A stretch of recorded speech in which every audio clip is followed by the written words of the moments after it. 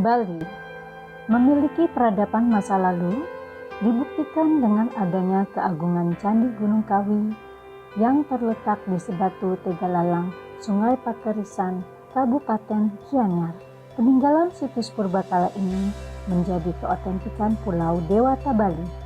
Candi Gunung Kawi dibangun sekitar abad ke-11 Masehi pada masa pemerintahan Raja Udayana, yang merupakan raja terkenal di Bali dan berkuasa sejak abad ke-10, serta memiliki hubungan erat dengan Kerajaan Medang era Mataram kuno.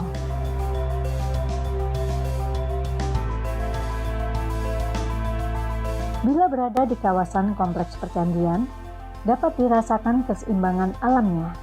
Suasana asli dan sejuk, di antaranya rimbunan pepohonan dan juga gemericik air. Harmonisasi tercipta karena candi ini dibangun lengkap dengan kolam pemandian serta pancuran air, dan di setiap kolamnya yang jernih, kita dapat melihat habitat ikan-ikan berenang dengan damai. Kawasan candi ini sangat dilindungi dan dikeramatkan oleh masyarakat Bali. Situs purbakala yang ditemukan pada tahun 1920 oleh Belanda ini merupakan candi dari batu cadas yang dipahat di dinding tebing Sungai Pakerisan. Candi Gunung Kawi itu sendiri memiliki arti candi yang dipahat di atas gunung dan terdiri dari dua kelompok percandian saling berhadapan, dipisahkan oleh aliran Sungai Pakerisan yang memisahkan dua kawasan candi. Candi pertama berjumlah 4 buah di sebelah barat, sungai menghadap ke timur, sedangkan candi kedua berjumlah 5 buah terletak di sebelah timur sungai menghadap ke barat.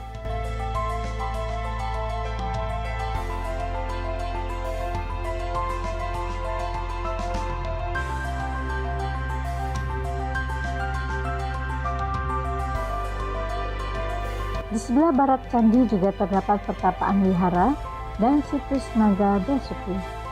Naga Basuki merupakan raja ular milik Dewa Siwa yang dikalungkan di lehernya dan bertugas sebagai penyangga bumi.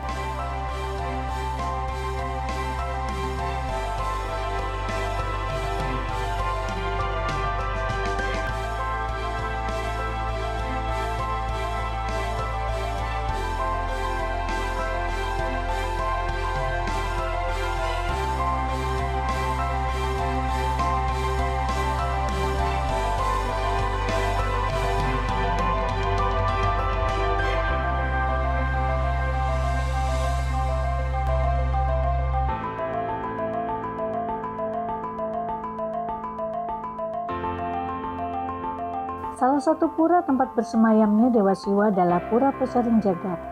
Dewa Siwa adalah salah satu dewa timur di agama Hindu selain Brahma dan Wisnu, dan selalu dipuja di pura-pura dalam. Secara harafiah, Pura Pusaring Jagat memiliki arti pusat dunia dan termasuk pura kayangan yang posisinya berada di tengah-tengah, bermakna stana kediaman Dewa Siwa yang diyakini sebagai awal mula kehidupan dan peradaban dunia maupun pusat semesta.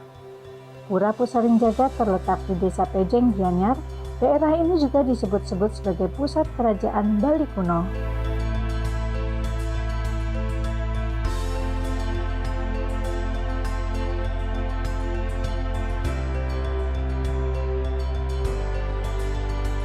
Di Pura Pusaring Jagat terdapat relief-relief yang diukir pada bejana Pejeng berupa kisah Samudra Mantana dan juga pada bangunan puranya.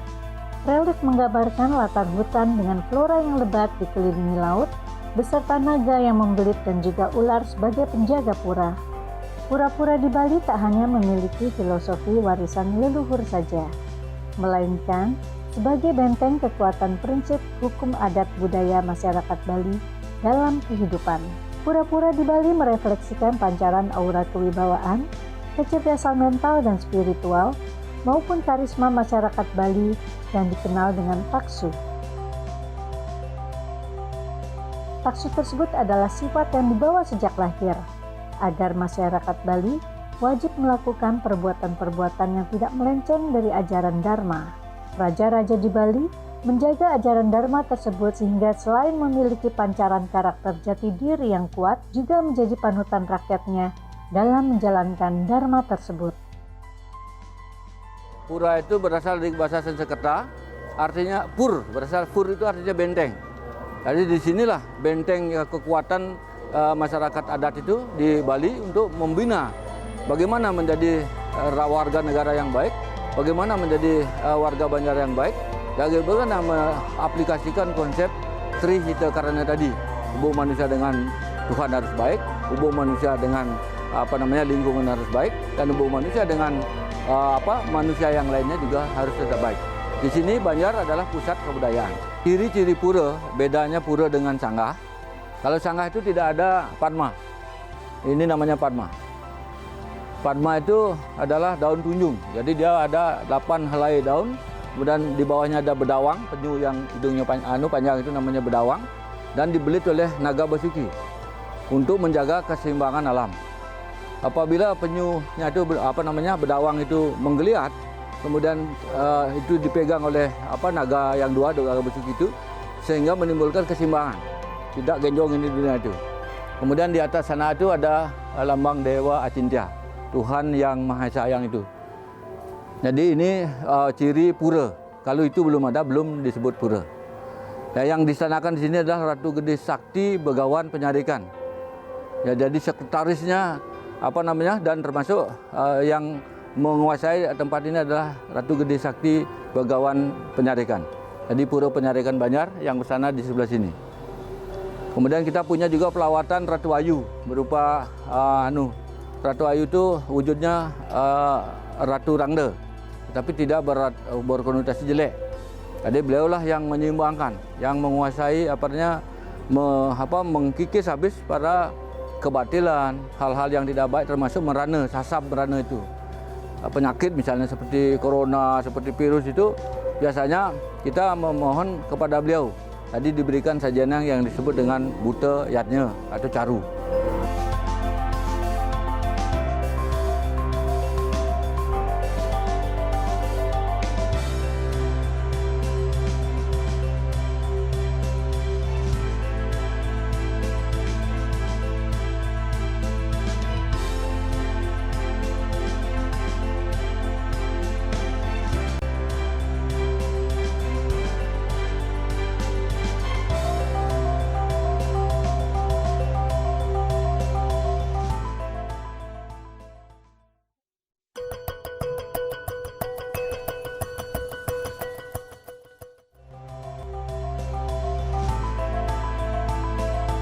Monumen Bajra Sandi merupakan penghormatan dan peringatan perjuangan rakyat Bali, dibangun menyerupai genta pendeta Hindu yang megah dan otentik, melambangkan semangat masyarakat Bali dalam mempertahankan keutuhan Negara Kesatuan Republik Indonesia.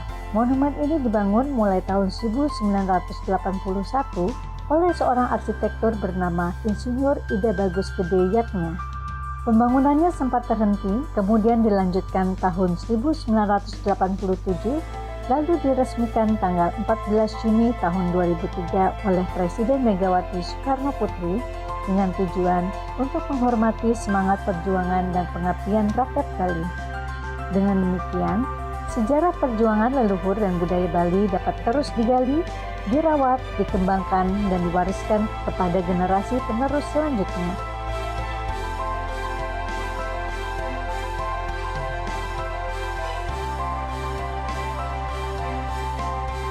Monumen peringatan perjuangan lainnya di Bali yang tak kalah otentik dan megah adalah Monumen Ida Dewa Agung Jambe dan Alun-alun Ida Dewa Agung Jambe di Kabupaten Klungkung. Dulunya kawasan ini berupa Puputan Klungkung dan Lapangan Puputan Klungkung yang kemudian berganti nama dengan Taman Budaya Gili Kertagosa. Gili memiliki makna kolam air, sedangkan Kertagosa memiliki makna balai pertemuan atau tempat di mana raja bertemu dengan kementeriannya untuk membahas masalah keadilan. Kawasan ini dibangun oleh Raja Klungkung yang pertama, yaitu Raja Ida Dewa Agung Jambe I pada abad ke-17, dan daerah ini juga disebut dengan Keraton Semarapura, kemudian mengalami kehancuran pada tahun 1908 oleh penjajahan Belanda. Monumen dan kawasan Gili Kertagosa dilestarikan untuk memperingati perjuangan Raja Ida Dewa Agung Jambi II dan rakyat Bali dalam melawan penjajahan Belanda. Beberapa bangunannya yang masih bertahan dari kehancuran perang antara lain Pavilion Kertagosa, Balai Kembang Kertagosa, dan Kori Balai Kembang Kertagosa yang mirip gapura sebagai pintu masuk menuju keraton atau istana raja. Gapura tersebut masih berdiri kokoh dan menjadi saksi bisu keberanian perlawanan Bali dalam mempertahankan tanah leluhur Klungkung dari penjajah. Klungkung kecil tapi bagaikan magnet. Nah, tentu dengan berbagai peninggalan-peninggalan sejarah yang ada, sehingga nantinya generasi penerus kami bisa menikmati, bisa menjaga, bisa merawat, bisa mengembangkan. Ya, semua budaya-budaya itu menjadi kekuatan yang nantinya menjadi pemersatu kami yang ada di Klungkung.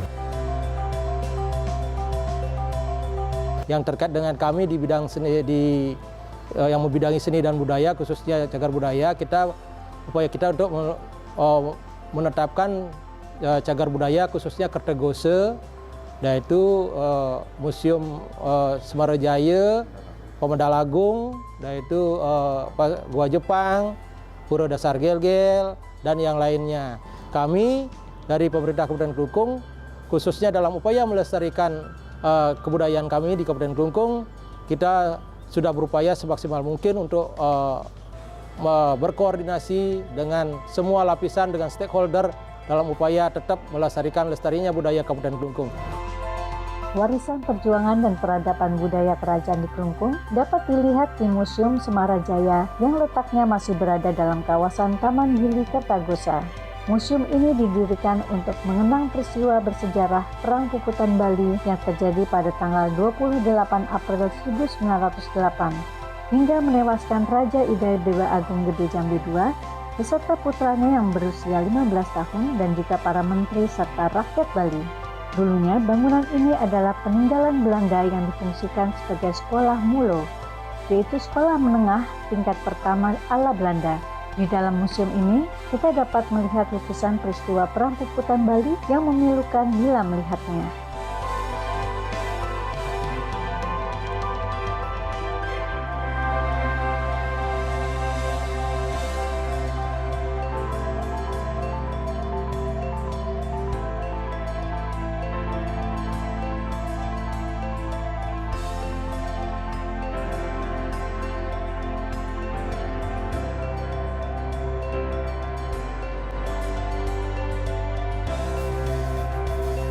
Kerajaan Klungkung adalah merupakan penerus atau keturunan dari raja-raja yang mengkoordinat Bali, Pulau Bali. Jadi kalau yang lain-lain itu kan setempat-setempat ya. Tapi kalau Klungkung dari Samprangan itu secara administratif untuk Bali, kemudian di Gel-Gel juga untuk Bali. Jadi itu khasnya. Di samping khasnya itu adalah keluarga kami itu berasal dari pendeta. Kalau yang lain semua berasal dari Arya, keturunannya Airlangga. Kalau kami keturunannya dari Empu Berada. Kami bersama-sama dengan masyarakat dan pemerintah bisa tetap membangun persatuan dan kesatuan Indonesia untuk memperkuat Negara Kesatuan Republik Indonesia. Juga kami berharap agar kami bisa terus bermitra dengan dan bersinergi dengan pemerintah untuk membangun dan memajukan daerah agar bisa seimbang dengan daerah lain. Kemudian kami terakhir berharap bahwa kami tetap diberikan untuk melaksanakan dan melestarikan adat budaya yang sudah kami warisi dari leluhur kami sejak dahulu.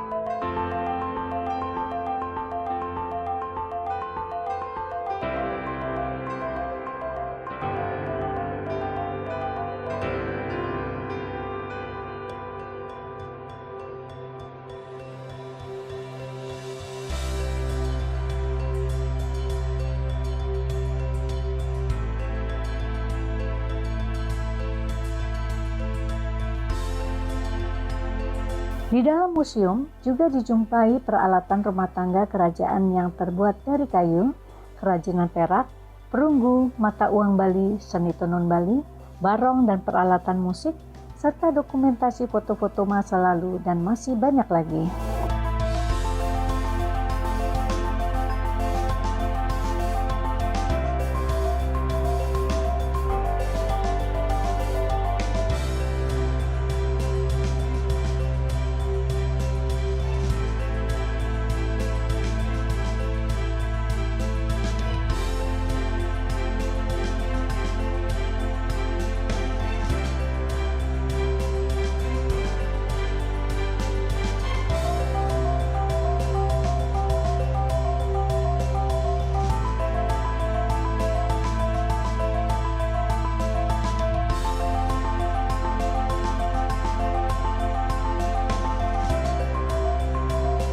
Di sisi lain ruangan museum, tak kalah penting adalah ruang galeri lukisan dan patung karya pelukis Italia ternama bernama Emilio Ambron.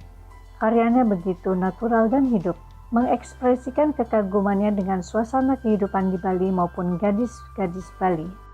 Ada sekitar 69 lukisan dari Emilio di museum ini yang ia sumbangkan ke museum, hasil dari karyanya selama tinggal di Bali antara tahun 1938 sampai 1942. Peristiwa sejarah perang yang terjadi kelungkung dalam melawan penjajahan menjadi pelajaran berharga bagi masyarakat Bali. Untuk itulah, masyarakat Pulau Dewata ini sangat mengutamakan adanya perdamaian, persatuan, NKRI, dan saling gotong royong membangun toleransi, diawali dengan menghargai keberagaman suku dan agama.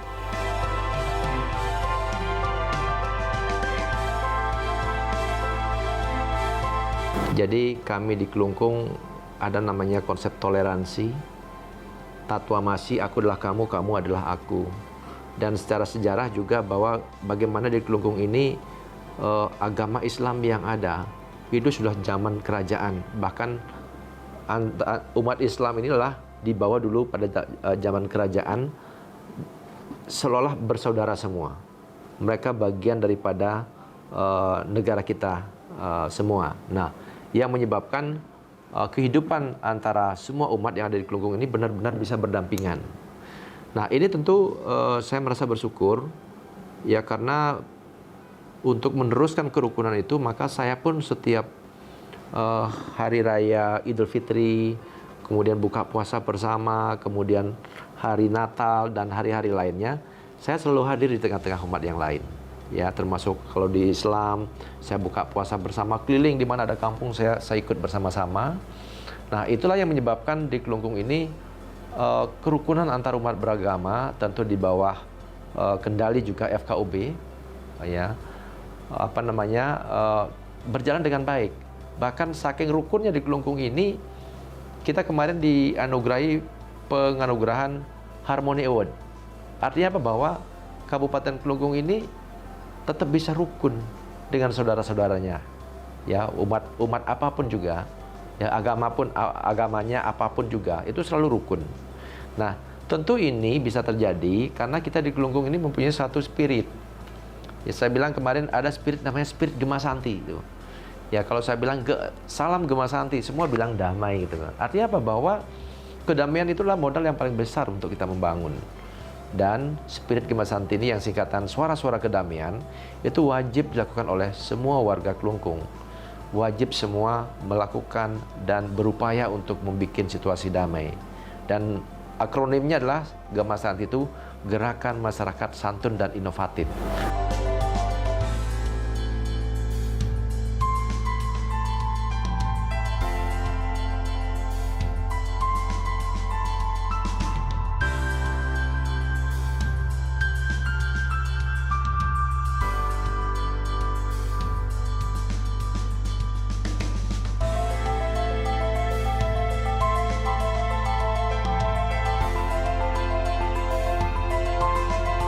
Dengan nilai-nilai luhur yang ditanamkan Gemasanti ini, maka Bali dapat menerima segala bentuk perbedaan, dibuktikan dengan berdirinya bangunan-bangunan tempat ibadah agama lainnya.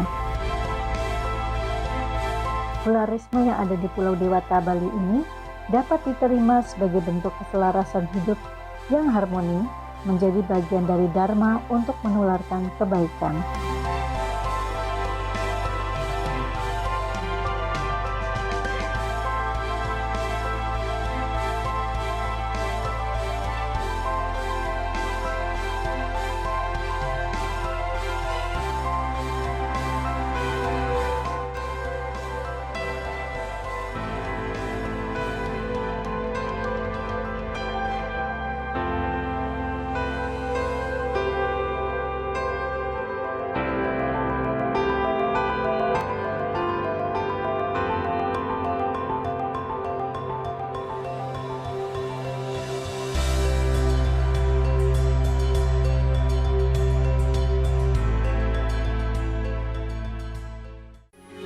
Metro TV. Jelajahi cara baru mendapatkan informasi. Download Metro TV Extend sekarang.